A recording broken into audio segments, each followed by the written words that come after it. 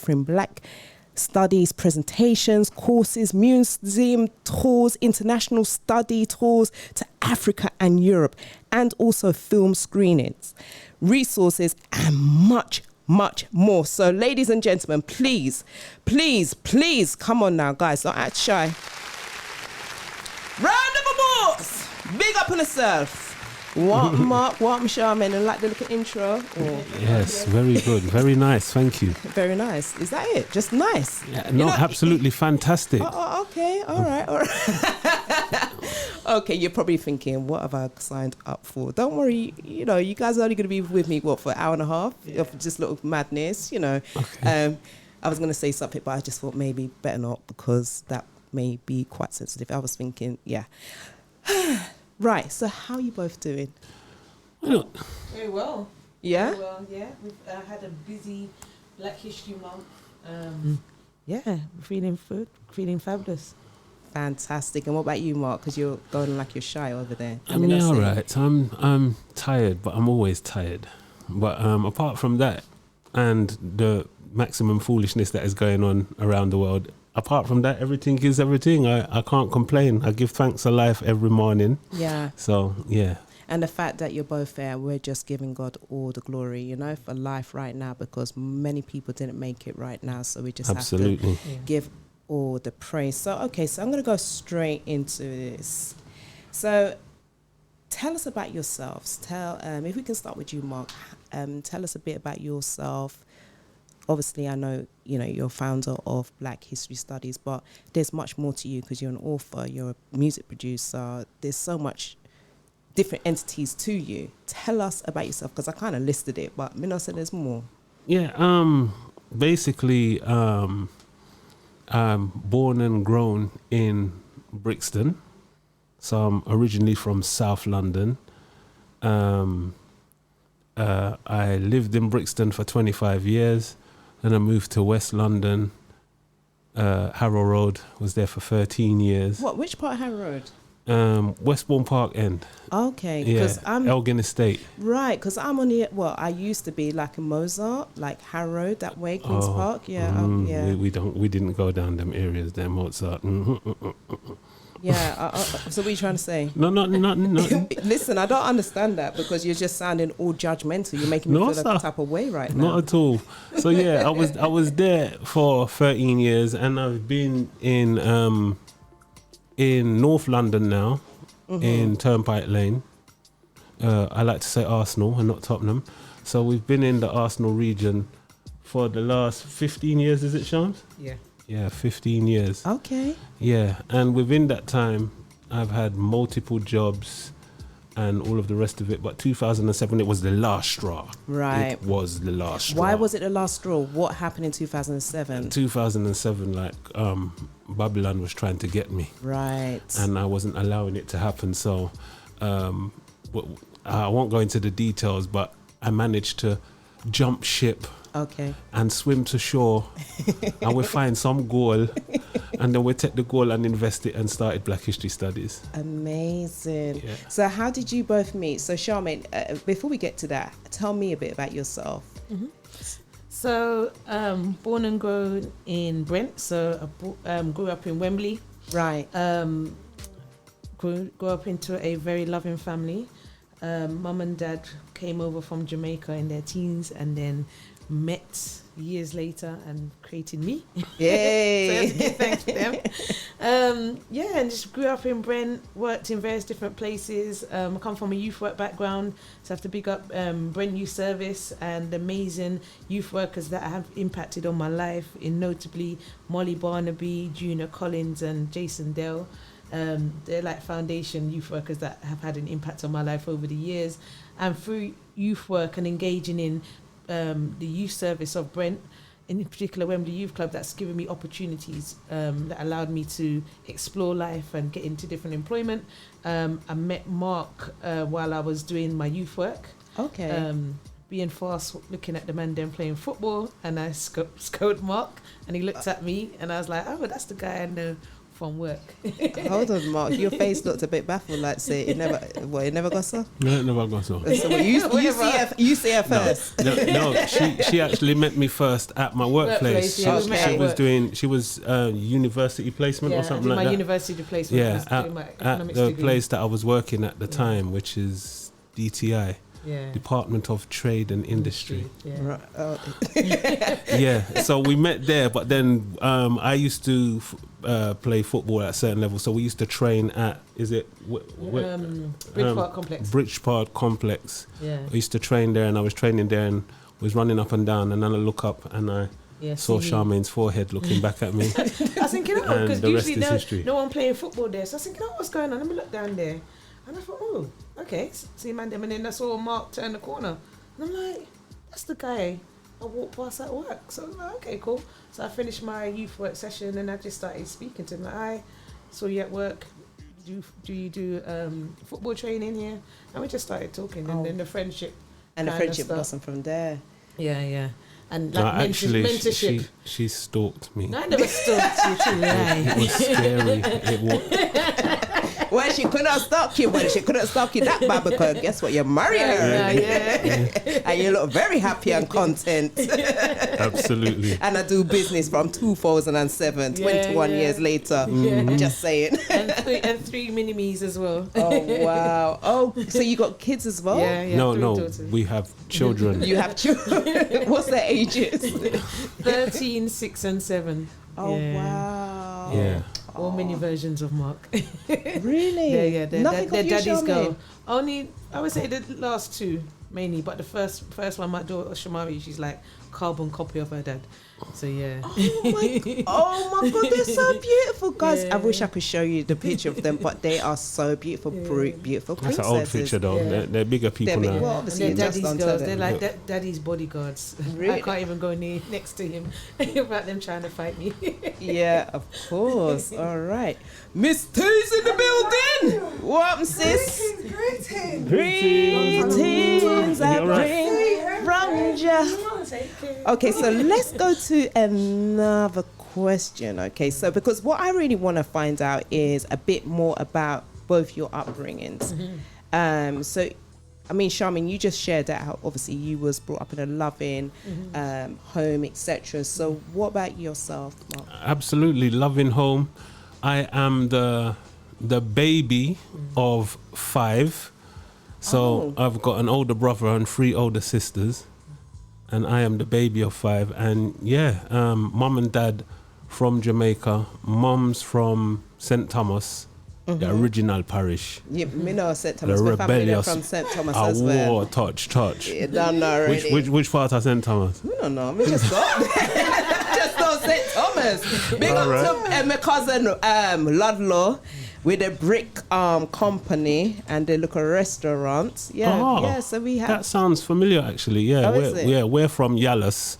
Okay, my uncle lives in Yallis as well. Okay, we might be family. We might be. Yeah. So my mom's from Yallis, St. Thomas, and my dad is from Kellits, which is Clarendon. Right. Yeah, and they met, got together, and been together ever since. They're still about. They're not 100%. They're missing Jamaica, but they're not strong enough to go back. Yeah. I'd love to bring them back right now. Yeah. But so grew up in a loving family through the 70s and 80s sound system. Okay, so you was a sound man. I was a sound man. What sound? Many sounds. Started off with Nasty Rockers. Remember Nasty Rockers? The name sounds familiar, but I think it might be a bit before your time. I'm just saying, you know, so me look young. Absolutely. So it was Nasty Rockers, Black Harmony, Coxsone, Frontline, and Studio Mix, Buchanan. Because I'm a mic man, you see. Oh, so you can chat on the mic. So them say. All right, so you're going to do a little something. So you might even have to do me a jingle. You mean you can toast? In can toast? We can toast, yeah. All right, so do a little freestyle now. And put some marmalade on it. Yeah. Okay. So what you should do is get our tune up and play it, innit? Because I did a tune for Black History Studies. You've not heard it? No. How What the heck? You're supposed to send that with your whole bio. No, but you know what? I was doing research. I never saw that, bro. I'm keeping it real. Wow. I did not see that. I went on your website. I was scanning that website. Is it on your website? Yeah, it should be. It should be, yeah. Where? I don't know if Charmaine does all of that. Listen, I just feel I feel like I've just not done. I haven't done my job properly. I know where it is. Yeah, no, it's on the About Us page. It's not on the home page. We had some problems with it on being on there. But yeah, we need to put it back on. Yeah, so in 2017, Right, they got me out of musical retirement because I was just concentrating on Black History Studies. So I wasn't doing any music. Right. And 2017, Black History Studies became 10 years old, and they said rather than do a like a party or something like that, why don't we do something different? So I was, let's do a music video. Come up, write a song, and So what was it? What was this track about? it's about Black History Studies. Yeah, but I mean, like, what was the name of the title? Was it called Black History It's Studies? called Black History Studies. No, stop your nonsense. Yeah, Are you Black History serious? I'm Studies, serious. yeah. No, son, I feel like me have to Google it right now. If you Google it, it will come up. Oh, It really? had the plenty of views and lots Go of on our reviews, YouTube and channel, yeah. everybody loves it. Yeah, because So- we like to do things quite differently. You know what? Remember there was that video when we was doing the research and there was a track playing. It might be that one. It might be that one. Yeah. Yeah, Is it I the think one playing in the yesterday background? in a plane in the background. I think so. You had like some of your students that had finished doing the course. Okay, no, it wouldn't have been that one. We've Okay. never used it in the back any- end of No, right. any. No. Okay, well, I'm going to find it. I'm going to Google it and I'm going to get to play it Yeah. on the show. Okay, so going over to you, Charmaine. Yes. So, what was your upbringing? Because obviously you were saying that how, you know, you was brought up with in a loving home, etc. Yeah. But are you like one sibling, like one child? Or you got other siblings? I've got other siblings. So we grew up in Alperton in Wembley. Yeah. Mum and dad. At the time, my two other sisters, one older, one younger, and then two more siblings came. So I've got 3 sisters and 1 brother. Okay. Yeah. All right. So this is the question that we're obviously going to ask. What made you both start Black History Studies? Why? So I saw a course, and I've always been involved in history. So my dad, he was also involved in music. I had a lot of Rastafari friends, and I was obsessed with Rastafari, just learning about that. I used to have a biggish crush on Maxi Priest, and I used to just love learning about history. And we did a course, and what the thing about me is, and which people know, I'm not about it, complaining and excuses. So I grew up hearing people saying, oh, no one is teaching Black history, no one is teaching, we have to beg the school system to do that. And I thought, I'm not doing that, I'm not prepared to do that. But then I have to give thanks to the elders that have given me that I'm actually standing on their shoulders to do the work that we're doing. So we know that through the Black Parents Movement, they've been campaigning for Black history to be included in school. And then when we started Black History Studies, we said we wanted to do it slightly different. So we want to offer courses, not just courses, we want to offer museum tours. We want to look at the experience of when somebody comes into the course, they can get a hot cooked meal. It's a nice environment. It's a no judgment zone. So we kind of focus on the environment where people are learning. And we just opened up our roster and looked at different ways of popularizing and sharing our history. So we started doing courses, film screenings, museum tours. What else did we start doing? Publishing our own books. Yeah. Yeah. Using music and creativity to get the information out there. We use our social media platform to educate and inspire people constantly all around the world. So we're constantly engaging people in the history.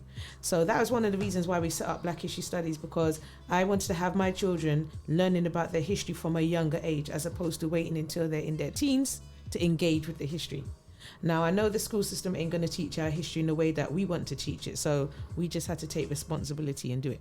And that's what we've been doing for the past, 14 years? Nearly 15. Nearly 15 years. It'll be 15 years in March of next year.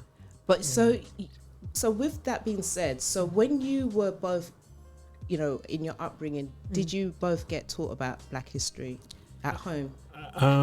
Not so much at home, but with the company I kept. Yeah. So Right. again, Rasta. Yeah, music. And through music, basically from around the sound system, one of the tunes, I think it was in about 1980, that really turned my head was Border by Gregory Isaacs. Okay. Because in there he says, Africa, we want you go. That's me. Africa? What are you talking about? You're Jamaican. And then Right. Johnny the Dread started to school me. And then you've got people like Dennis and Clint that were saying, no, sir, you can know your history and rare. And then from there, was just hooked and interested.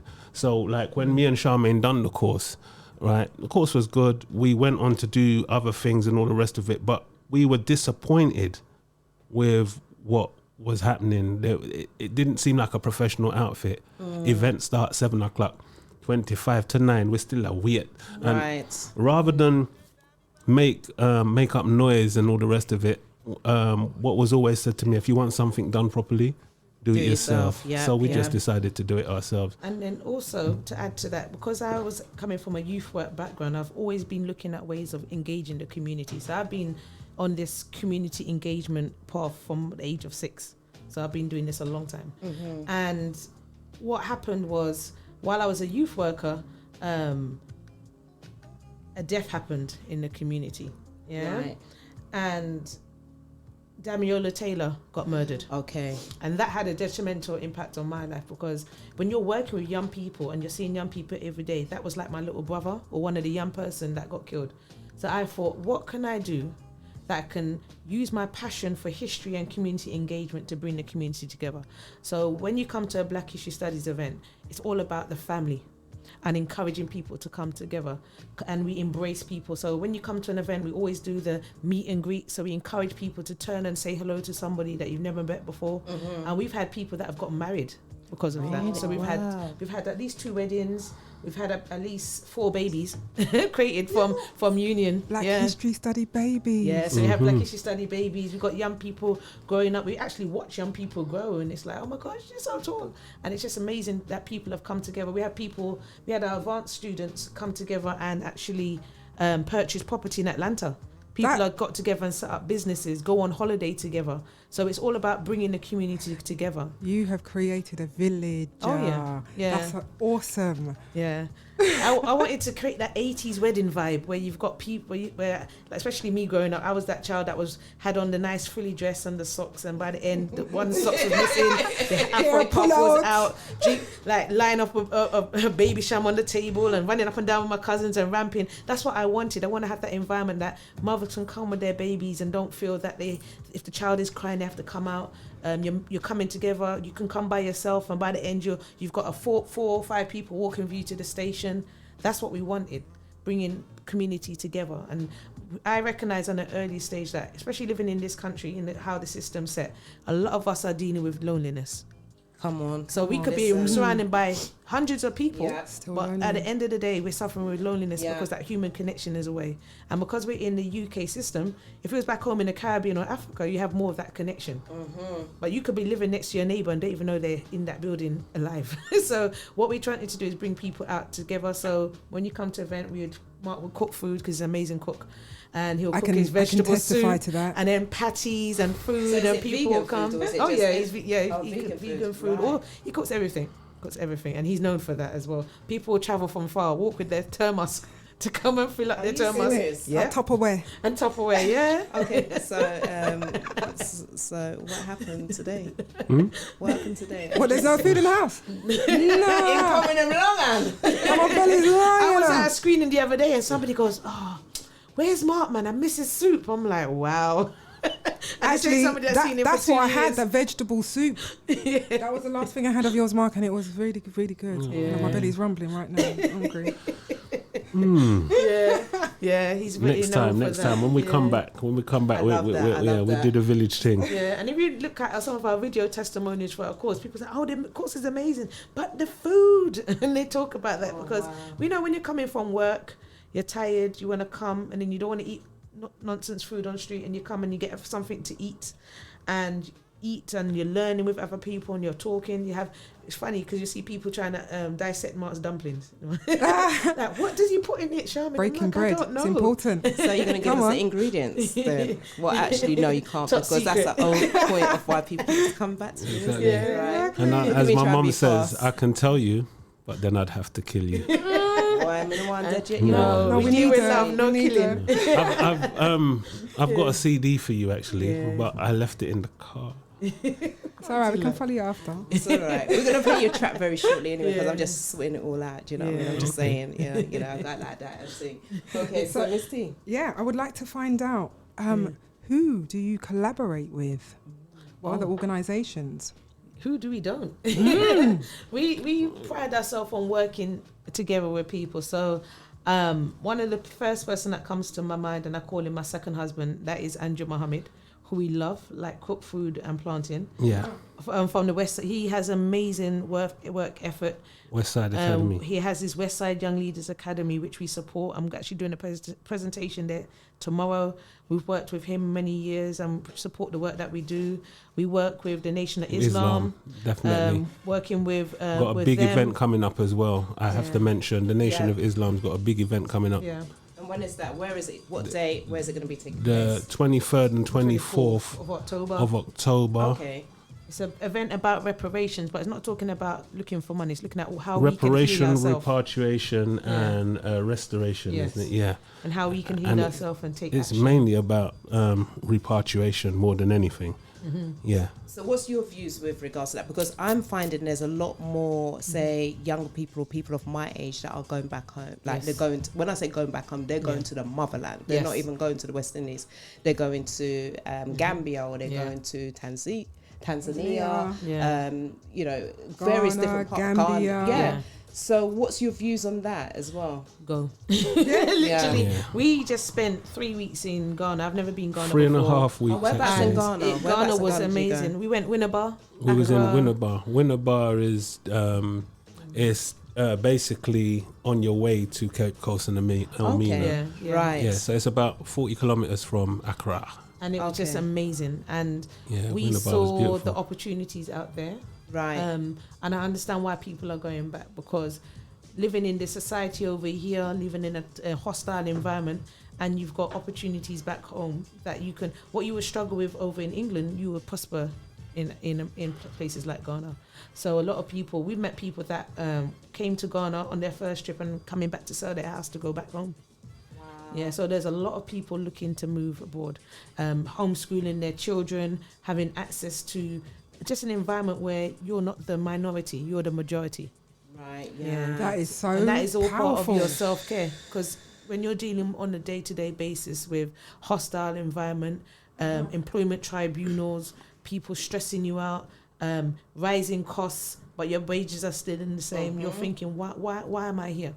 And that is one of the positive things that came out of the lockdown, because a lot of people had time to slow down. Yeah. A lot of people had time to think about their future, and they realized that their future is not in this system. Yeah. That's great. They have time to plan, right? Yeah, plan, homeschool their children. Their children were doing better, and they decided they're not staying here. So now that you have internet, a lot of people are not restricted by geographical borders. So when we was in Ghana, we're still doing our courses in Ghana. Yeah. All we needed is internet connection, and we're still doing our events. Fabulous. That's So this is leading me on to the next question. Oh, sorry. Before you ask the next question, we also work with the Lexi Cinema. We have to give them a big up. Okay, that's in Cinema. Wolston. Big up Lexi Cinema. Yeah, Lexi Cinema. We work with a lot of people. Film London, the New Black Film Collective, Sister Priscilla doing some amazing work. We'd work with loads of people. Over the years, we've worked with a lot of people. And that's what we pride ourselves on, working together collaboratively with other people, because it's all about pooling resources, and working together, because we can't, when people say, oh, the young people are not working together because they don't see adults working together. Correct. Yeah. And if they don't see something, they don't aspire to it, and we have to also work together with people. And not saying that everybody likes what we do or like us, but we're just working with the workers. Yeah. And we deal with, if we have a conflict with people, we just speak to them. None of this passa and nonsense. We don't get involved in that. We're just about the work and keeping focus in what we're doing. Yeah. For the NOI event, they're finalising. I know that because I spoke to them today. They're finalising the venue as we speak. But you're playing that tune in the background. Yeah. But don't worry, we're gonna play it full blast. Is this your track? Is this you? Is this you, Mark? Apparently so. Right? Can you tell by his face, guys? But in the NOI event, to get the information for it, because it is a massive event, they're gonna have it online and in the venue as well. Just go to www.noi.org, and then you can get as much information about it as possible. But it is a very important event, and anybody that can make it, anybody that's serious about moving out of Babylon, or investing in different or at least investing, definitely. So, can I back to my question? Yeah, sorry, darling. It's all right. So, I wanted to find out if you guys deliver Saturday schools or if you have any plans to just get into education, like schools. Yeah, so we've done events in schools. It depends on the teachers and the black teachers that bring us into the schools. But what we try to do, we try to bypass the school system and go directly to the parents. So we've done, through our inception of Black History Studies, we've done a work with young people. We work with parents as well as the young people, because we recognise that parents have a lot of influence on children. So we want to have them learning this information at the same time. So on every Sunday, which I've been doing for a number of weeks now, we have been doing online Zoom workshops, looking at various people in history. So every Sunday between 12 and 1:30, we teach young people between 8 and 16 Black history. So we've done leaders. At the moment, I'm doing a whole series on black scientists and inventors and pioneers, because I'm trying to encourage our young people to go into some of the sciences. Right. Yeah. And going into those technologies like science, engineering, all of those areas as well, because that's what we need. We need inventors. Yeah. We need that scientific mindset. Yeah. So we can look at our situation scientifically and create solutions. And the thing is, with the schools have the scope to teach what we're teaching, but they choose not to. Of course. So when they call us in to do certain things, 9 times out of 10 they don't call us back, because we're not compromising with the information, and we're giving it straight as it is. We're not watering it down. We're not doing anything like that. So like Charmaine says, we bypass the schools in the sense that we can do it for ourselves, right? And back in the day, that's what Saturday schools and all of that was about.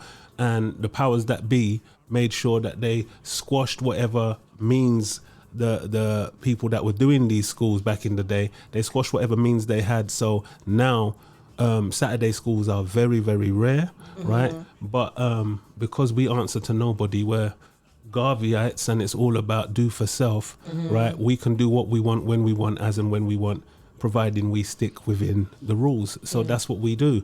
And we're not looking to try and change people's minds. We're just planting seeds and hope for them to grow. And also teaching history from an African perspective. That's right. So oftentimes when, like, for example, Black History Month, some of the schools will call us and they'll go, okay, can you come in to teach history? And the history that they start off with is enslavement. And that is the last place I'm going to be going to teach our young people about slavery.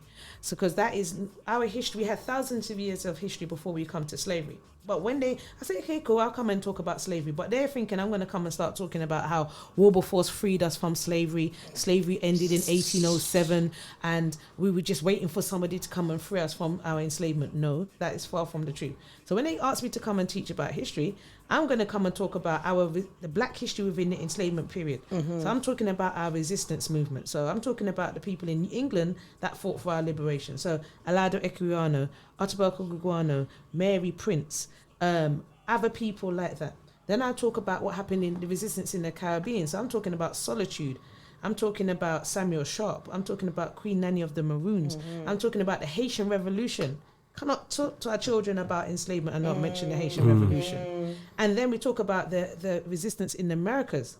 So we're talking about King Zumbi, Harriet Tubman, Frederick Douglass, all Nat Turner, Denmark Vesey, and more. So when I teach that, the teachers are standing there with their mouth open because they don't know that information. Yeah. And we can't blame them because no one is teaching them. Yeah. So this is why we take responsibility to teach that information. So when I teach young people about leaders, I will talk to them about King Zumbi and his wife Dandara, looking at them working together as a husband and wife team. I'll talk about how they fought liberation, like Palmeiras, how they resisted 99 years of oppression, in Brazil, and looking at the Afro and the whole history, the Black history in Brazil, that still exists to this day, and this is what we're teaching our young people. And I know the young people ain't getting this information in the school system. The parents will come to me like, Charmaine, I did not know this. But this is the thing, even as an adult, for myself, I'm on my own journey, and I've only been on my journey of recent, because, you know, like I was brought up going to the church, etc. And it just never connected with me. You know, I just didn't see that I fitted in that. Yes, I believe in the great Almighty. Yes, I believe in Yeshua, because these are the things that I've been taught and I believe in. However, there's a whole history of how did I get here? Yeah. It can't just be from slavery. There's got to be more information from there. So that's where I'm on my own personal journey. So going, stating that, can you talk a bit more about your courses? Because I know you got like a beginner's course. It's going to be starting, was it in January? Yeah. Can I just say that I grew up in the church as well. Right. And my mum is still a deacon in the church. She's been a deacon for the last 45 years. But I got expelled from church. What? You sound like another guest that we had. His name was Vero. He said he got kicked out of church. I'm like, how do young people get kicked out of church? I got kicked out too. You got kicked out? Yeah. Because I kept asking them about the dinosaurs, because I can go to the Natural History Museum and see the dinosaurs. And see the bones, innit? Right. And they kept saying to me, no, that's too much head knowledge. No, that's facts. One of my questions was, this was one of my questions. If Adam and Eve were the first people, how comes they've got navels in their picture? Yeah, but we all know that those images wasn't, but it's man-made. But sis, this is this mistake that we always make. We always say we all know, and the fact of the matter is we don't all know. The majority of us don't, and the majority of us take it as gospel. Because then the next argument was, if Kane killed Abel, I was just going there, Mark. Right? Thank you. And Kane and Abel is the children of Adam and Eve. And they're the only 4 people on the planet. How did Kane get banished out of the garden and sent to the eastern side of the garden to find a wife? Which wife? Where'd she come from? Who was in Lord? Who was there? You know something? I totally 100% hear you, because I've had questions with that. And I actually said to somebody, asked me that question. I remember mentioning it to the pastor. And I said, well, obviously there must have been other people, right? And I told the pastor, that's what I said. He said, no, Kaz, you can't say that. And I'm like, what? How could they why produce, can't you say that? Why can't you say that? Because it's not in the Bible. Yeah. And that's what they're going by, word from word, what it says in the Bible. But to me, logically, and what the statement What's not in the Bible, sorry? About there being other people. Yeah, but it is in the Bible. Where in the Bible? In Genesis. So which chapter in Genesis? Oh, it depends. It depends on it depends on which one of the 146 different versions of the Bible you read. Okay. So can you see that? It just gets complicated. And is it the gathering at Nicaea? At Nicaea, 325 we're AD. gonna have to come right back after. Guys, don't go nowhere. Don't go nowhere. You're listening to iLive Radio, changing the way you listen to radio. iLive Radio.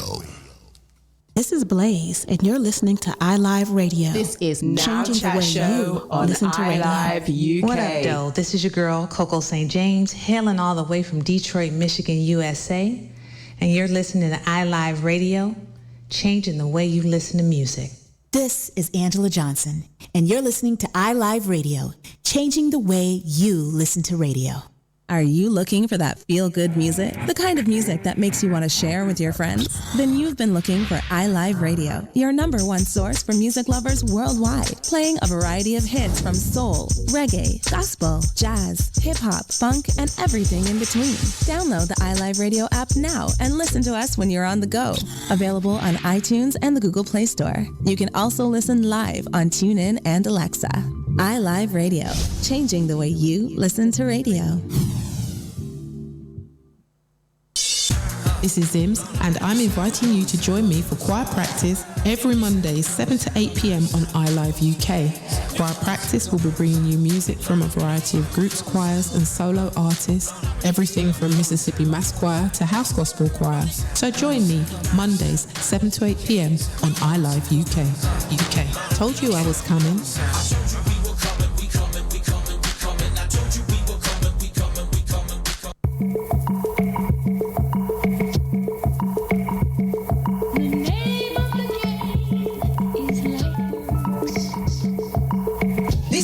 Works with V Swizzle. She's a hip-hop geek influenced by Dilla Beats. Tune into her show each and every Monday, 8 till 10 p.m.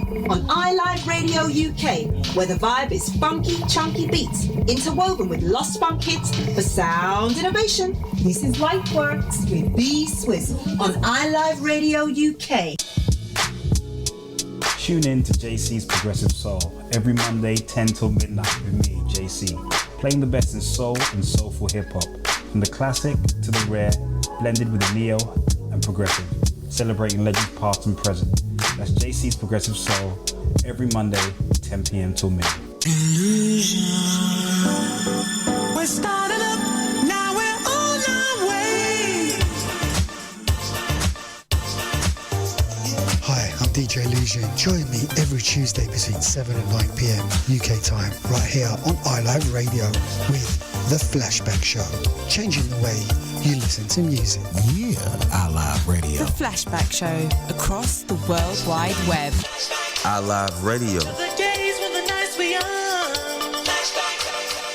Yo.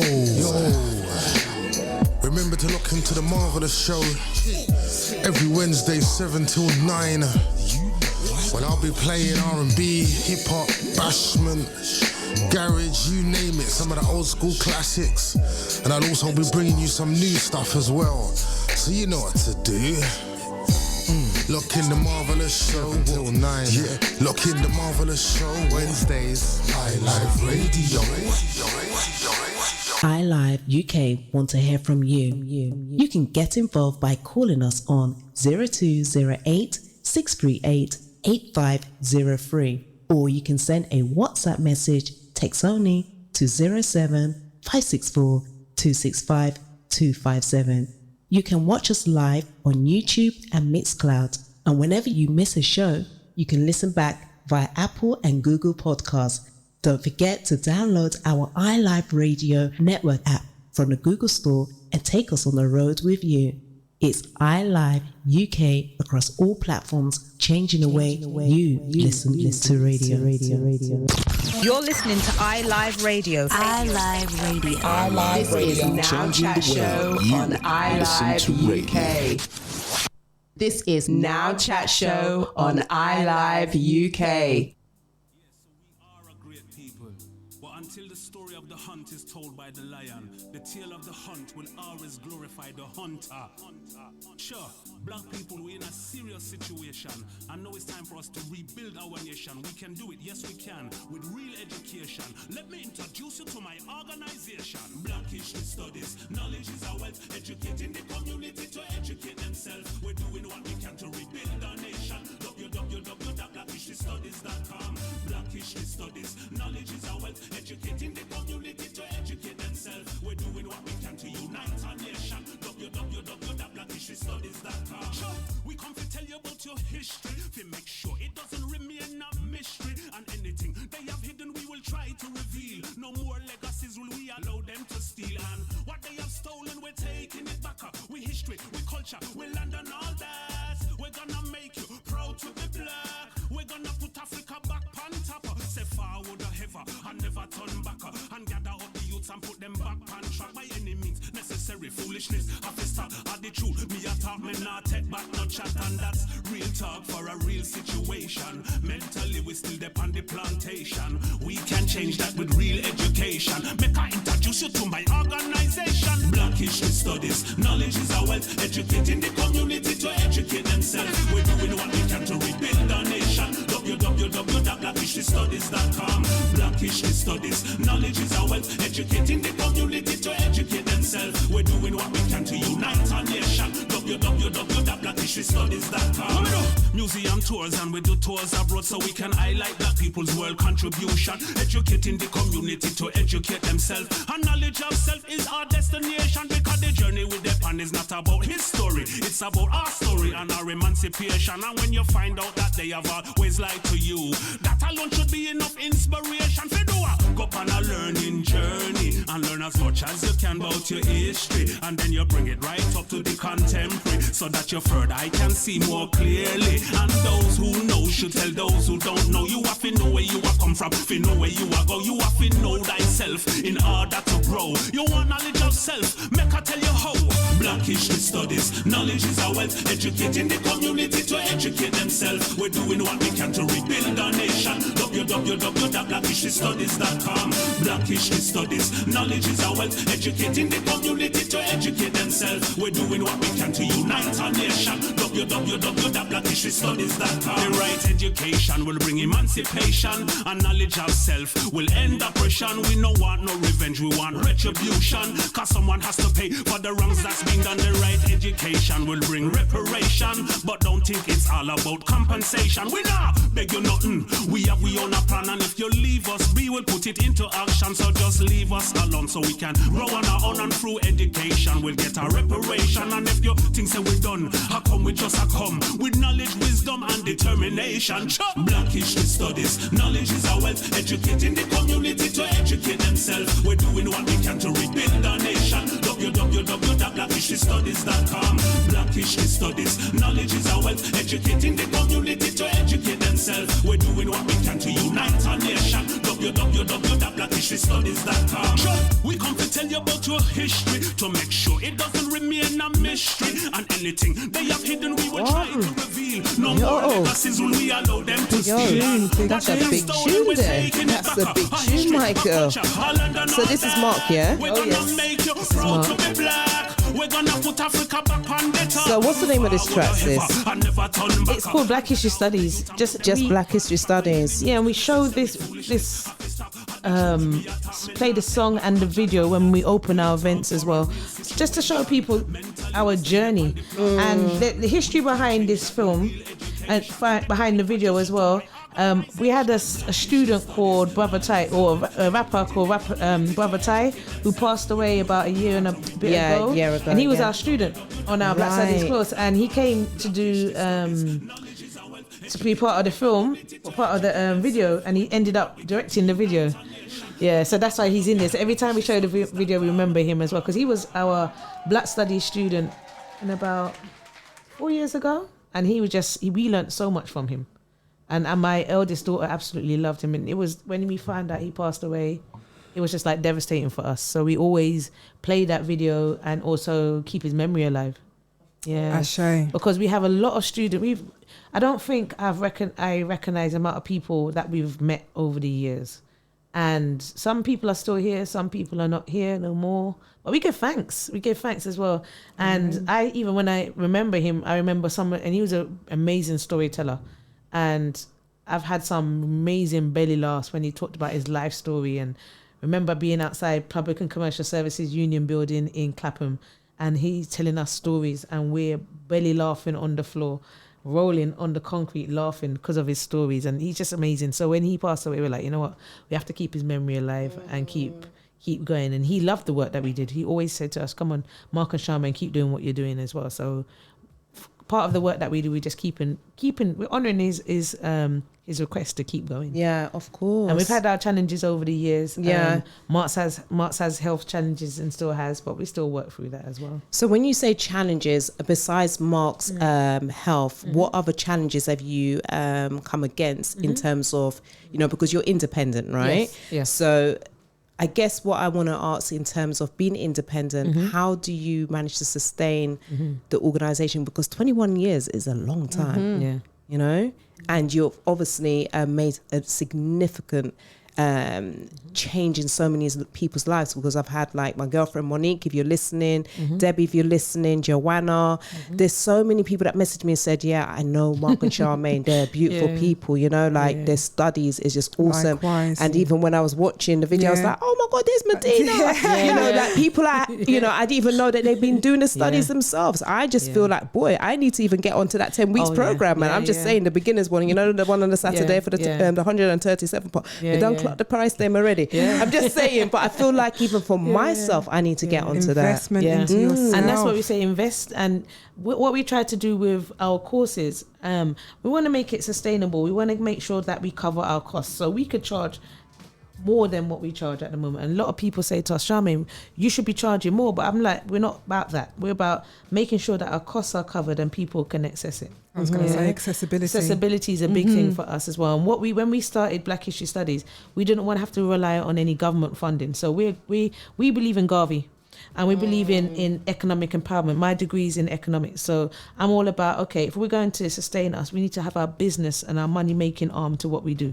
So even if we go to an event and we sell 2 patty, we sell a cup of soup, that goes back into the business. Right. Yeah. Always thinking about covering our costs, making sure that we also being innovative as well, working with different people, joint ventures, looking at how we can cover our costs and keep our costs down, so we're not having to charge and pass on those costs to our customer base. And that's what we had to do to survive. And that's why we're still here, because a lot of people who got funding when we first started and we wanted to work with them, and they didn't want to work with us because as far as they're concerned, they've got funding, they're good. They disappeared when all that funding got cut. And That's I said to people, if you get funding, it's a bonus.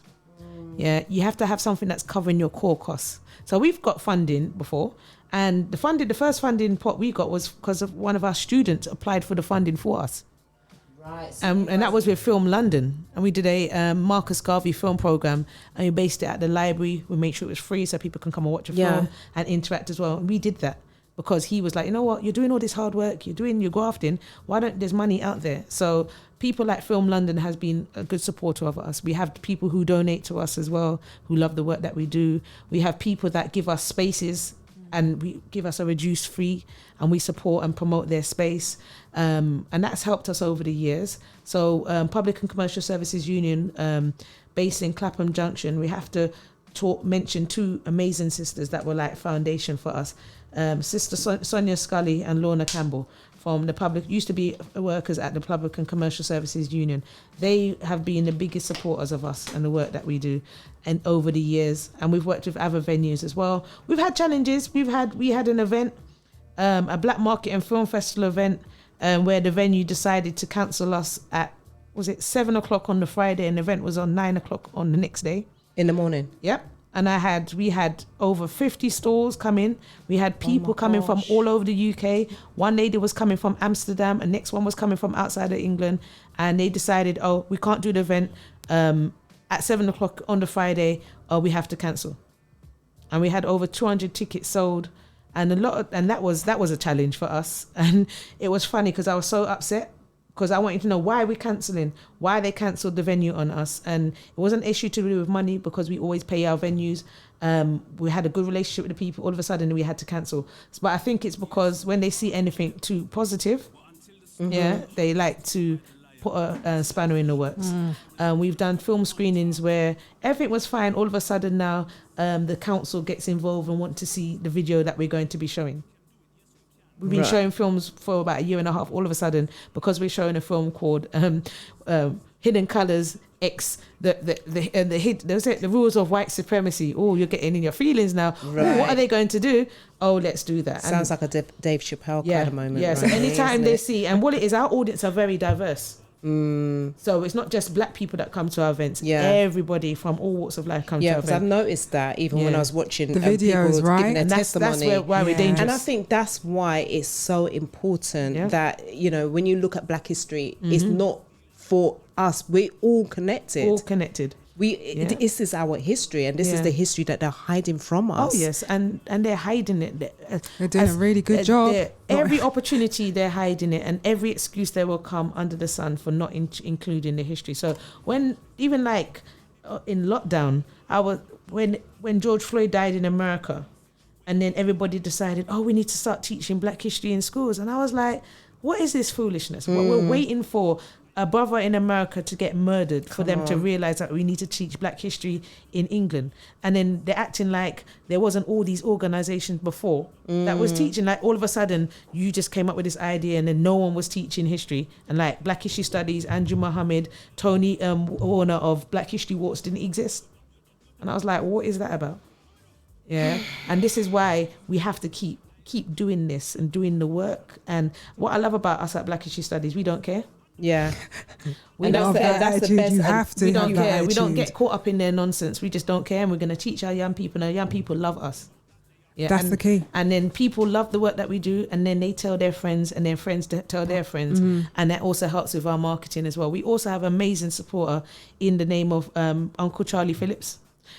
He's a Jamaican photographer who has been like foundation for us that have been supporting us over the year. We also got Professor Les Henry. I'm actually doing his MA course at the University of West London. He started a new master's course titled Global Black Studies, Decolonization and Social Justice. I'm one of the first students doing that this year. And yeah, we've had some amazing people. I have to big up Brother Hakeem from Nation Islam, who does he's a film doctor. He does a lot of breakdowns as well.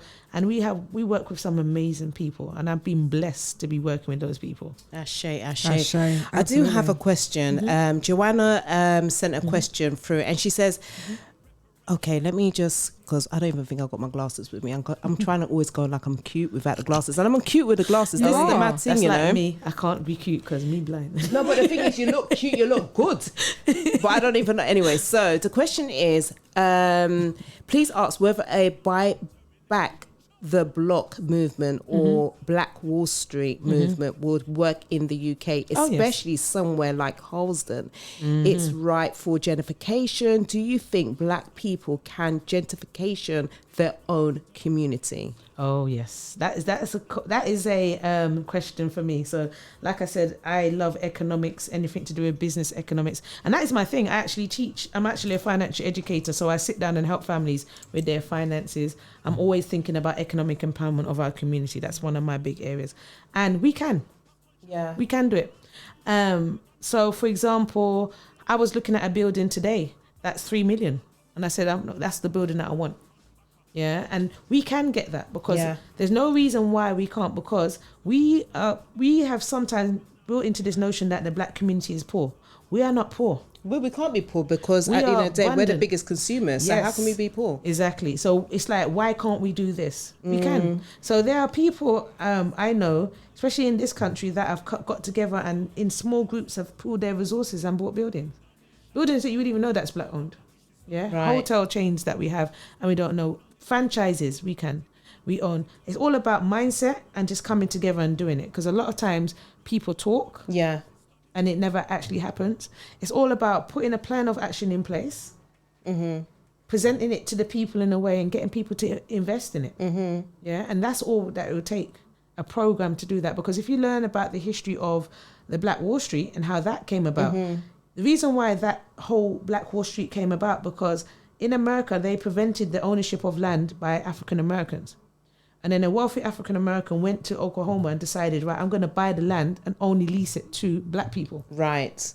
Okay. And then that's how the Black Wall Street occurred. Right. And the Black Wall Street got so popular and so abundant that white people in neighborhoods were coming to them for loans. Right. And remember, these are formerly enslaved African people. And when you've grown up with that notion that Black people are inferior, and then you're looking across the way and you see Black people owning restaurants, bus systems, aeroplanes, you're thinking, something's wrong, and I'm sitting because they had their own hospitals, dentists, everything. Yeah, they had it because they had to be self-reliant. I remember they realized at that stage they had to work together. They only had themselves to look after each other, and oftentimes, especially now, our mindsets have been corrupted now, where we think we don't need our brothers and sisters. We can do it all by ourselves. No. So it's never been that way. So with you saying that, so when you think about like the post-traumatic slave syndrome, so do you think that is part of it? Why we have this type of mindset. If you can just elaborate a bit more about the post-traumatic slave syndrome, just in case there's anybody that's listening or catching a replay and they don't actually know anything about it, if you can just kind of like share your take on that. Yeah. So the post-traumatic slave syndrome is a body of work that's coming out of Joy DeGruy-Leary. And what she was saying in that study is that people of African descent have been negatively impacted by by the transatlantic enslavement program, movement, or transatlantic enslavement, I should say. Okay, so we know that we was enslaved by the Arabs, then we enslaved by the Europeans. Okay, and when enslavement ended, nobody turned around and said, okay, let's go and offer therapy to these African people, because we didn't get a break. Yeah. Because after enslavement ended, colonization came. And if you know about the brutality of colonization in places such as the Democratic Republic of the Congo, where King Leopold making 9 million people disappear in 15 years. In Nigeria, you had 2 French officers just massacring and genociding people. We haven't healed from that. Yeah. And we're still living the legacy of that. And because of the mechanisms of enslavement, a lot of the mechanisms of control that was instigated in enslavement period, still affect us today. So, for example, mistrust. So what they would do is divide and conquer, and they still do it to this day. Yeah. Where they would go to you, sister, and say, you know what, Charmaine's got guns. You better buy these guns and go and deal with Charmaine. And they will come to me and go, oh, sister's got guns, go and deal with her. So we're constantly fighting. Yeah. And if you come into my area and you don't have certain facial markings or scarification on you, I don't trust you. You could be somebody that's going to come in and enslave my people, so I'm going to attack you. Yeah. So we're constantly on edge and constantly not trusting each other. Yeah. And that is a lingering effect of our enslavement period, because we never ever able to heal from that. Remember enslavement, where you could see your brother, sister, mother, father being shot to death, killed, murdered, boiled alive, maimed. That's going to affect you. Of course. Now, even like with the George Floyd, and even now when people have social media, sometimes people get upset when you send them a video of somebody fighting or somebody being killed by the police. That is brutal for some people. Yeah, but imagine having to witness that every day on the plantation for years. So that is going to be a lingering effect. And what it is in terms of how that affects us economically is because sometimes we've been taught to not trust each other.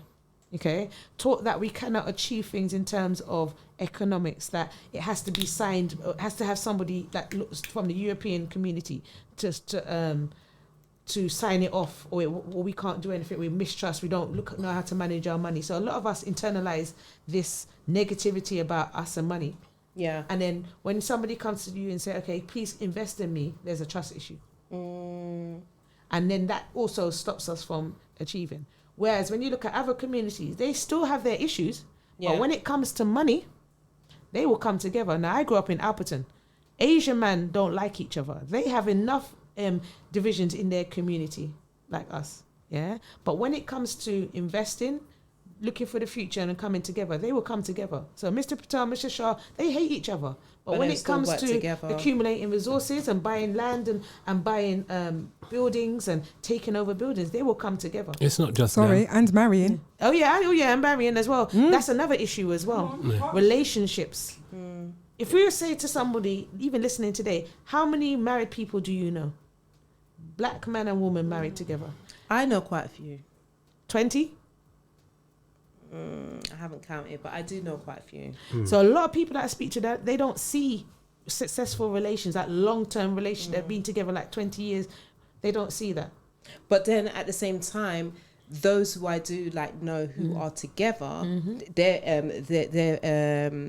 their response is, I don't need no certificate to say that I'm with this person. Oh yeah. Do you understand what I'm saying? They're And to me, and to me, and I don't want to be disrespectful or anything, because everybody does what they need to do. We're not here to judge people. I get that. Some people's got their long life partners, etc.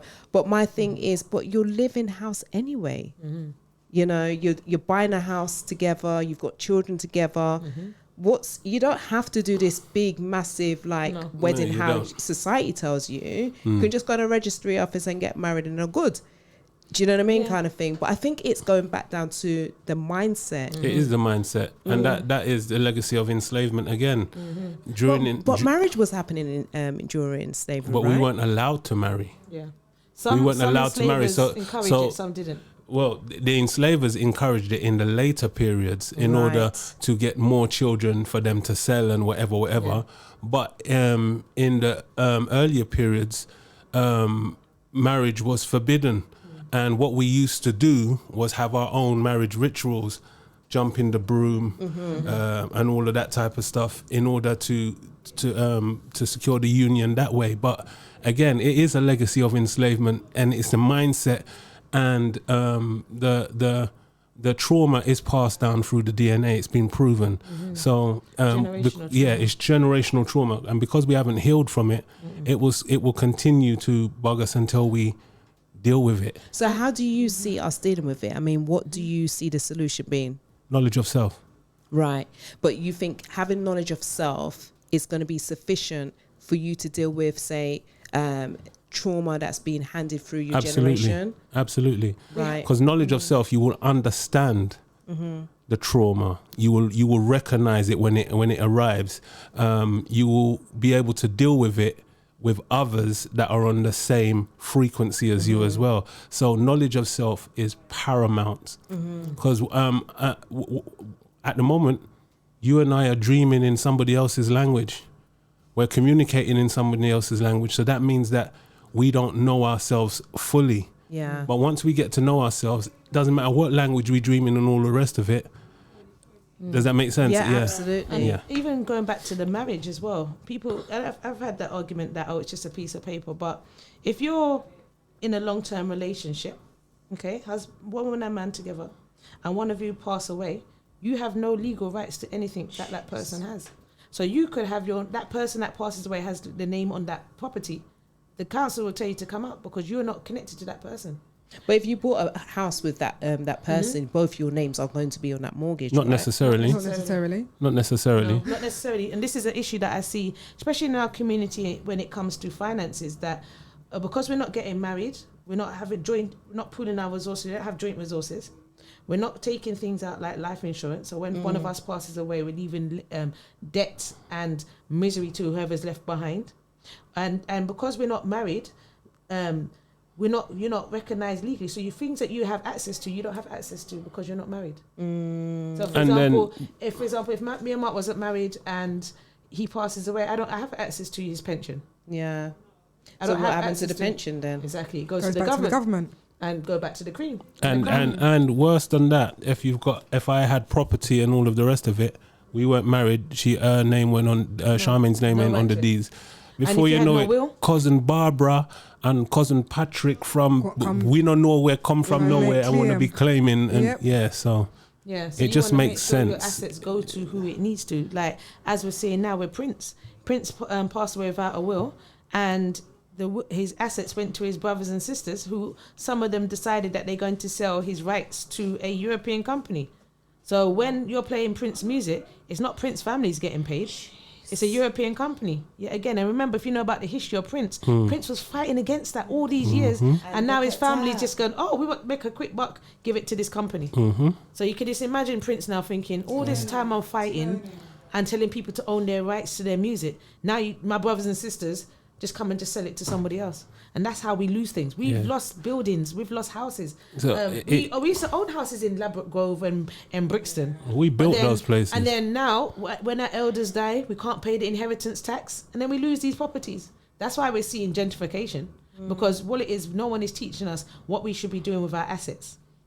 So especially Harlesden as well. So on your courses, you teach all of that? I teach that. Like tomorrow, I'm doing a presentation on generational wealth. So I do 3 presentations talking and telling people about these things, getting these things in order. Because where I grew up and how I grew up over the years, I was one of them nosy children that was involved in every community and speaking to people. Now, one of my best friends was from Sri Lanka. Her dad used to own franchises of KFC. And at 5 years old, he sat me down when I went to the house and he was talking about how the franchise system works. And I was like, Oh, and you was how old? I was about 5, 6, like young, really young to learn. And at that time, I didn't realize. But what you were saying is that why are we working for somebody else? We pool our resources together. And we own franchises. Everybody wants the food. And I was like, look at that. But it's a trust issue with us because of the divide and rule and the fact that we're operating on a schizophrenic level because the way we live isn't natural to us. So Professor Kaba would have said, if you take a natural person out of a natural environment and put them in an unnatural environment, they're going to act unnatural. Yeah. And that's what's happening with us at the moment. So, this is what we're seeing now. Oftentimes we hear negative things about our young people are this and the young people are that. They're not. It's all designed. When you speak to them on a one-to-one level, the young people will tell you about the trauma that they deal with at home. Yeah, when I was a youth worker, young people used to say, you're the only one that asked me how was my day. Yeah. And I'm like, really? Yeah. I saw young people come into the youth club hungry. And I would say, here, hold this and sit down and talk to them. These are the things that we're seeing in our community because, unfortunately, their parents have to work 24 hours a day to put the food on the table. They're not there to manage their children how they want to. And our young people are being left to the wayside. Of course, yeah. And everybody focuses on the boys. The girls get even more neglected. And some of the experiences I had to stop and intervene in, it was amazing as a young person growing up in Wembley. And these are the things that a lot of people don't talk about. So and we don't just talk about history, we talk about everything. So we talk about domestic violence. So because October is also Domestic Violence Awareness Month. Yes. And we talk about domestic violence and people say, why are you talking about this? Oh, it don't happen in our community. Yes, it does happen in our community. But we don't want to talk about it. We know it's happening. You turn a blind eye, I don't want to get involved in people's business. But people are dying. Yeah. Sister Valerie Ford and her daughter got killed. And this is why I work with Sister Space. Yeah, Sister Ngozi, the amazing super sister. Amazing sister. And this is why I work with them because even me and Mark had dealt with domestic violent cases of people that come to our events. And people have come to us and said, Charmaine, I'm so glad you spoke about this because this is what I'm going through at the moment. Me coming to your event is like a safe haven for me. And I'm like, wow. Because we just think, you're putting on an event and people come. No, we don't understand what is going on in their house. Of course. When they come in here. And this is the thing because we have, especially from my household, what happens in the house stays in the house. We was never, you can't talk about what's going on. And that's the majority of how it's been for so many of us. So where you got incest is going on in the household, sexual abuse, all these other various different things that's happening. And then you're now grown and then people's wondering why you acted a certain way. It's because trauma. People are looking at R. Kelly like that don't go on in our community. There are people that know that there's R. Kelly's living it and walking in our community now. Yeah, but R. Kelly went through it himself. Yeah, and there's people like that going through that. People are like, it's in America. No, there's people going through it now. Yeah, and you're wondering why a certain young person is acting up because there's something that we're not recognizing. Yeah, and sometimes when they're acting up, they're asking for help. Yeah, but you're just seeing it as a behavior issue. That's right. Yeah, but you're not looking at it as a cry for help. And sometimes I remember at our youth club we recognize that there's our young people that are getting to like 13 or 14 and can't even read properly. So in Wembley Youth Club we used to have the young people come in and before they could do football they had to do numeracy and literacy for an hour before they played football. And even the school came down to our youth club because they couldn't understand what we was doing in the youth club to engage these young people. And this is what we was doing in Brent. No resources, underfunded, yeah. We had about 5 youth workers to about 80 young people. Like Friday night here, it was like a dance. So did you have other support? Did you have other people that will work on the team as well to be able to help these young people? Oh, when I was a youth worker or now? What you do now? Oh, yeah. So we work with people we work with people that are working with young people. So for example, we work with, somebody comes to us and they've got, for example, suffering with domestic violence, automatically get on the phone, Sister Ngozi. Right. Go and speak. So I try to be like the Black Citizen Advice Bureau. Direct people to different places. You're signposting, sis. Homelessness we've dealt with in the past, people dealing with debt, all of these things. I deal to be that person. I deal with a lot of youth in school. So when they're trying to exclude my children, because they're all my children, when they're trying to exclude my children from school, I deal with them because 99.9% of the time it's the school that's in fault. but because you don't know how to deal with them. it. Yeah. And Cheryl Phoenix as well. We work with her. Yeah. Sister Cheryl Phoenix is doing a fantastic job. Black child agenda. Yeah. She's got the African child agenda as well now. We need to big her up because we need to raise some money for her because she started a Saturday school out there and she wants to build a school out there as well. So and even she's helped us, especially when I had to go up to a certain school to deal with them with my little brother, and I had to go in there like Columbo and deal with them. Because they didn't know who they were dealing with, and I'm like, and then you go in and they're asking, like, even with our daughters, we had to go in there and deal with the school a certain way, and they were asking us, do you own your home? Are you married? And all these kind of, and I said, whatever type of stereotype you're trying to create, I'm not the one. I'm not the one. Yeah. All of that, like they were saying, but they to my take little people brother, for idiot. That's what it is. Why we asked what's going on, and then, he's bigger than the other children. He's bigger than the other children. Nothing to do with behaviour, but he's bigger than the other children. And I thought, they feel intimidated, basically. Yes. Now Mark's got experience of that. Yeah. I guarantee there's people listening and thinking, yes, they're going through that. I got expelled from school at 15. I was a O-level student. And I could have taken my O-levels and A-levels when I turned 16 and then went straight to university. And they expelled me like 2-3 weeks after I turned 16. So I didn't get to take any exams. And then about 25 years later, my sister was at a party and there was this little old lady sitting there looking at her like, and my sister says, "Yeah, look, Pamifa." Yeah. As you do. And she went over to the lady. She says, "Do I know you?" She goes, "Oh, you're Mark Simpson's sister, ain't you?" And he said, "Yes." She said, "How's he doing?" She said, "He's doing very well. He's got a very good job in the government." And she went, "Thank the Lord." My sister said, "What do you mean by that?" She goes, "Mark was one of our best students. But the reason, he wasn't a bad child, but the reason why he got expelled, right, was because the school were frightened that he might hit somebody." Yep. Hit one of the teachers. I was the biggest and blackest person in the school. She held that guilt for a long time. She did. She knew it was wrong. Yeah. She did. But she couldn't speak out because she wanted to keep her job, right? But then it makes you realise, I mean, you're talking how many years ago, and it's still going on currently right now. Absolutely. It's even worse. Even like if you've got your hair in an afro puff, it's blocking the other children. The young lady got victimised at school and got paid £8,500 because her parents took the school to court over a hairstyle. It's going on. It's serious. What some of our young people. And this is the thing. Our young people, because the younger they are, the more they can feel the vibrations. So we can only be taught by those that love us. Thank you. Right, and if they don't love us, we can feel it, and we will not be able to thrive in that environment because we can feel the negative vibrations. And that's why the lockdown was powerful, because the children was at home with their parents being homeschooled, and they saw the children thriving. They're thinking, what's going on? Yeah. Our child is fine, doing fine, thriving, and we're at home. So you know what? We're going to stay at home. So there's a whole group of young parents homeschooling their children now, because they recognize that they're going through stress at school. And not every school is bad. We've got our children in school system, and we have some amazing teachers that work with our children. Yeah. Miss Mitchell. Amazing teacher. Big up Miss Mitchell. Miss Mitchell, she's just amazing. She's amazing, and she'll just tell us how it is. And this is what you have to do. You have to be, as a parent, especially living in this environment, you have to be doctor, lawyer, and solicitor. All in one. Plus having to deal with work and everything, and what you go through. Mark deals with employment tribunal cases for people. I'm dealing with one now where there's a beautiful sister that I met who is going through stress because her employment, after working with them for 7 years, it's always 7 years, trying to terminate her contract. This is a big elder, and this is what people are going through at this moment in time. So all of this is stress.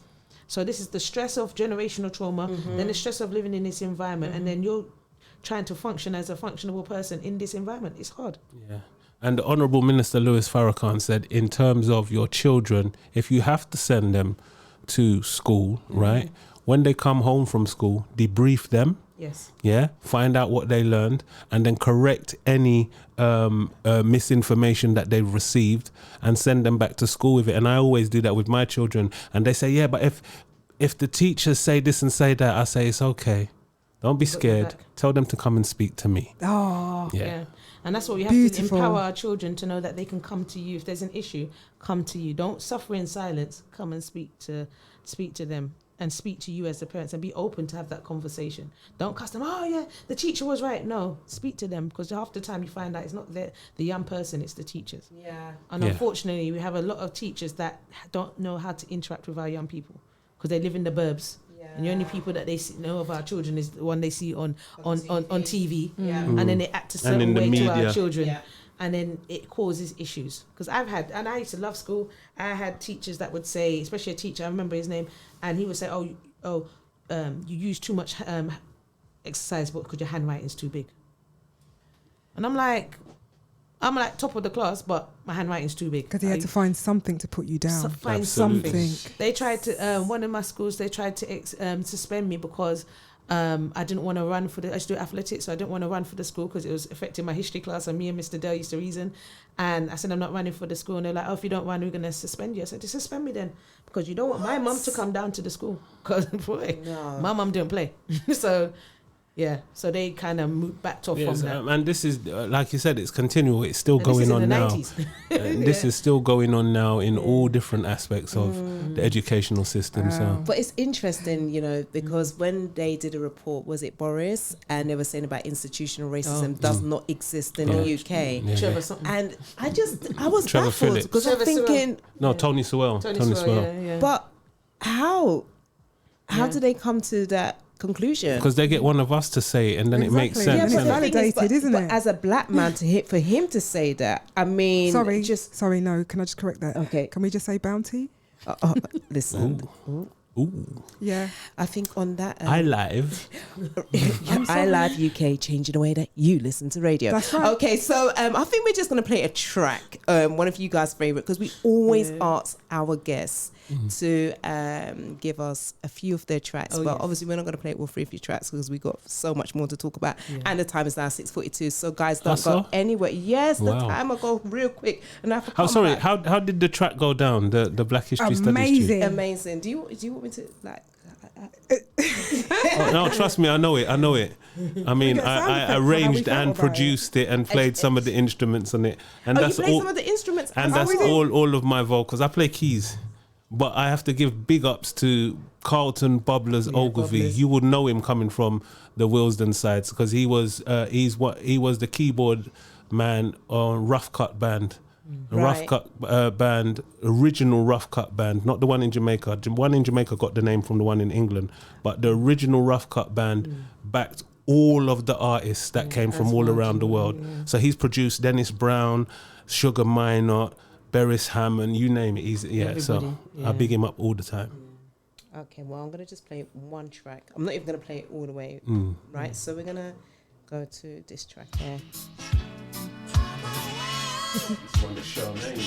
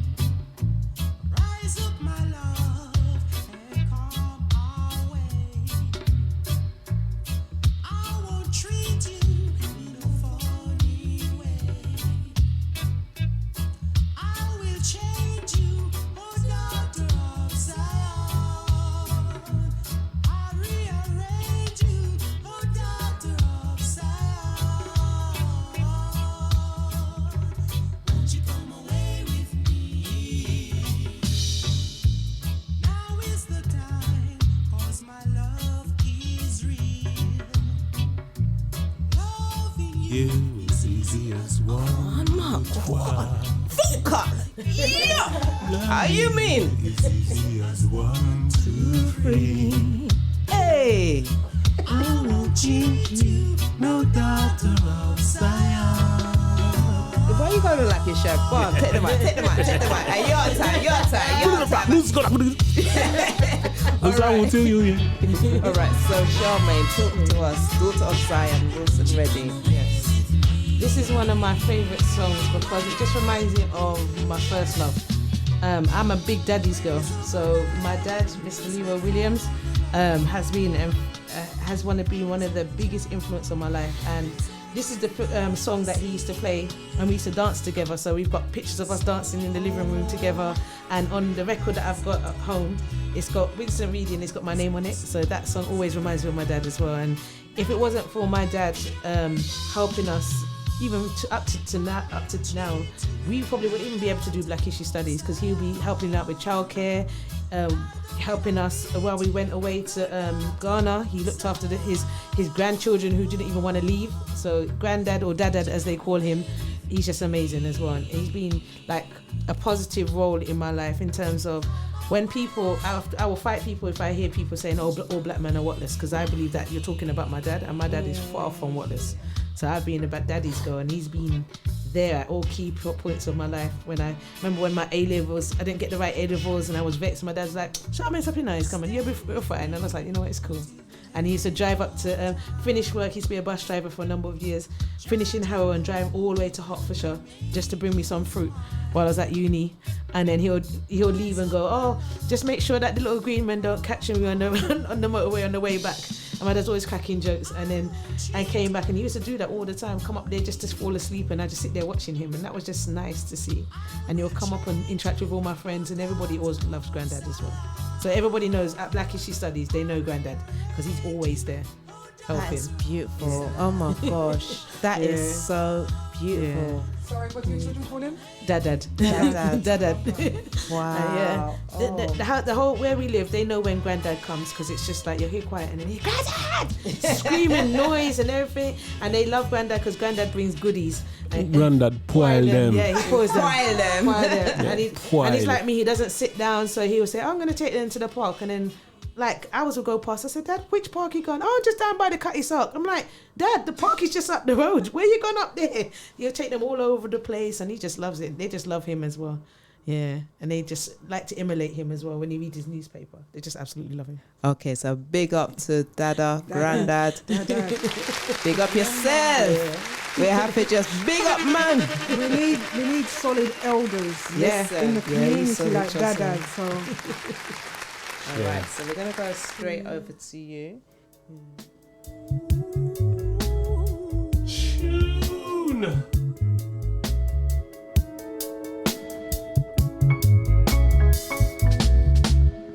I am the keeper of the gate, a seer of the way, a seeker of the fullness in the future of the clay. These hands are rough and the purpose to create from a mind unconfined that is designed to calculate, intuiting of the essence, awareness of the presence of the whole beyond each individual part. Master of the mind space, mason of the landscape, with intelligence she access from the heart. A spiritual woman is the greatest threat to the status quo. The fruit she will bear, the power she has access to. The world and all perception are simply too subjective. They cannot quench the yearning for the truth. The evidence magnetic, the source is alchemic, and this knowledge must be given to the youth. So what seems to be a sacrifice to those outside the temple as they fail to overstand the path she choose is what she willingly releases as she actively connecting with the forces that she learning how to use. A spiritual woman is the greatest threat to the status quo. The fruit she will bear, the power she has access to. Observe the 4 legs on the X chromosome, the 3 legs on the Y. The 7 is the completion, nevertheless, never the Y. 2 plus 2, 2 times 2 is the same in the eye. The mitochondria squarely proves how much of the blueprint she provide. The fullness of joy in a sober overflow. Suffer say refuse in a reverse if you know. Strive say efforts in reverse also too. A spiritual woman is the greatest threat to the status quo. The fruit she will bear, the power she has access to. You know to talk to yourself and keep away from selfishness. He brings him to the world. So hold on, Mark. Are you upon the vocal? No, man, it's my beautiful sister Janine. This is just a absolutely fantastic tune. One of my favorite tunes from the album. Which album? I think it's the 9 album. 9. Was it 9? Number of completion. Yeah, the track is called 9. Yeah. Oh, yeah. And it's featuring the late great Vaughan Benjamin, aka Akabeka, aka Midnight. Yeah, that's what I've got here as well. Yeah. The reason why I love this tune, because it speaks to my ethos. And some people disagree with me, but me no business, because it's my ethos. And the song speaks to the fact that a spiritual woman is the greatest threat to the status quo. The spiritual woman they're talking about, in my opinion, is a black woman. And as far as I'm concerned, and this is where people disagree with me, God is a woman. Right? A lot of people have said the same thing. Well, there you go. Yeah, a lot. I mean, not a lot, but some people who I know is, very awoke, that sort of thing. Not obviously with Christianity and various different religion, but majority of people saying that it's a woman. And I remember, and it goes beyond religion. I remember seeing a movie. I think it's called A Shack or something, and they had God as being a woman, a black woman, and I thought that was really interesting, And a lot of Christian people gravitated to that movie, but I thought, this is really interesting, the storyline and everything else. But the fact that they actually had a black woman who was supposedly playing That's God. not abnormal, because all the most ancient religions, the God was a black woman. It was a woman. Absolutely. Go into most ancient. Even in Christianity, Catholicism. Yeah, because even when I've been to Brussels, the Black Madonna. it was a Black Madonna. Yeah. That's all over Europe. That's just not Brussels. That's everywhere. But this is what I saw for myself. Do you know what I mean? Because when I heard about it, I was like, really? And then when I saw it from I was like, okay. This was all very new to me, because obviously I'm coming from a perspective of being conditioned to think and to believe in a certain way. And some people who may be listening right now who are Christians may, differ, don't agree with what I'm saying. And it's not that I'm trying to disregard anything or anybody's beliefs or anything, but I do think it's about your own personal journey. It is. Exploring it even more. Let me put a spanner in the works. All religion is man-made, right? And the source of their making of their religion comes from the continent now called Africa. So every religion that you've got there, you can chase back older stories that are older by thousands and thousands of years, right, on the continent of Africa. And all they've done is readjusted it and sold it back to us. So at the end of because you mentioned earlier on Yeshua, right? The issue I have with Yeshua is he couldn't have been named Yeshua because Yeshua translates to Joshua, right? No J. Right. And the letter J. Letter J was invented in the 16th century. So what was his name? I'm not saying he didn't exist, but why do you change? But this is the thing, because when I went to, the time's 6:53. When I went to Okapong in Jamaica, and I remember speaking to one of the tour guides, and I said to him, I was really just like baffled, because I'm thinking, you're the Maroons, and if you are the Maroons and you fought the Brits, etc., how has your name changed? Why did your name change? And he said to me, sister, it was changed through the missionaries. And I was like, the missionaries? And he said, yeah, that's how our names got changed. And I said, but why? And he said, you think about it, it's the power. And I said, the same way they say change like Jesus' name. And he says, sis, you're done already, you know? Right, and I was like, Yeah. Why do you think Christians name their children Matthew, Mark, Luke, and John? That's just keeping their deities alive. Yeah. That's how it is. You're remembered by your name, but that's an African concept. Yeah. Again, and that's why Africans have so many different names. Yeah. So they can't steal your soul and all that type of stuff. Well, we're getting too deep. Your identity as well, because when they enslaved us, they took away that name. Yeah. Yeah. Okay, right. We've only got literally 6 minutes. So how can our listeners, how can they connect with you guys?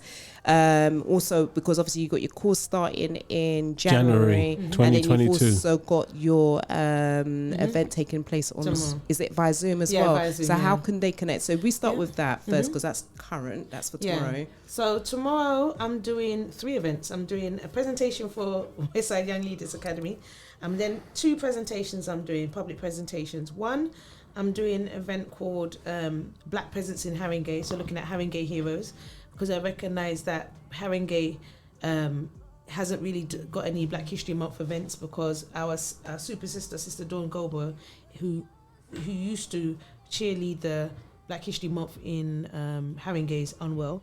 So we're going to do that event to keep that alive. And then that's going to be at 3:00. Details on the website. And then at 7:00, I'm going to be talking about generational Black wealth, how to encourage or how to ensure economic prosperity. So that presentation is looking at generational wealth, combining financial education with Black history, and looking at history, because historical examples from our past in terms of business and economics, and then looking at what we can do now to ensure our legacy for the future. Okay, so how can they get information? How can they register? How much does it cost and all that? So those 2 presentations are free. Right. So all they need to do is go to blackhistorystudies.com, register for those 2 events. I also do financial education events as well, so they can go to my website, which is charmainesimpson.com. Okay. So just my name and .com. Also, if they want to get in contact with Black History Studies, just go to our website, join our mailing list, come onto our events, phone us and have a conversation. That's how you follow us on social media. So we're on Instagram, Facebook, Twitter, and just engage with us as well. We like that interaction, that talking to people. In terms of what we were speaking about before, the way out of the way we are at the moment as a people, and when I said knowledge of self, I'm not blowing our own trumpet, right? Knowledge of self is key, in the sense that this is what our course teaches. The Introduction to Black Studies course, which is a beginner's course, puts people on a level to understand who they are, where they come from. And like I said, I'm not blowing my own trumpet. Just go to the website, www.blackhistorystudies.com, look up the beginner's course, and when you scroll down, you will see testimonials from the students, loads of students that have taken the course over the last 15 years. Telling exactly how it is, basically. So I would say, if you're interested in knowing about yourself, you want to free yourself from the bondages of mental slavery. There you go, sister. From I was gonna say, from the second level vibrations, as opposed to we are first level vibration people, first level frequencies. If they want to free themselves from the 2nd and 3rd and 4th level frequencies, the course is for you. It puts you on a different mindset, definitely, from the off. And it's online now, so we do it on a Thursday evening or a Saturday afternoon, and we've been doing it online for the past 2 years. And it's been global. We've had students from Mexico, Greece, Germany, United States, Canada, Italy, all over the world. Los Angeles, LA, Israel, yep. So we have students from all over the world. Yeah. That was the benefit of lockdown. I can imagine. And then obviously people's hungry for it as well, you know. It's like it was a big reset and we're still going through it, you know. So this is just absolutely amazing.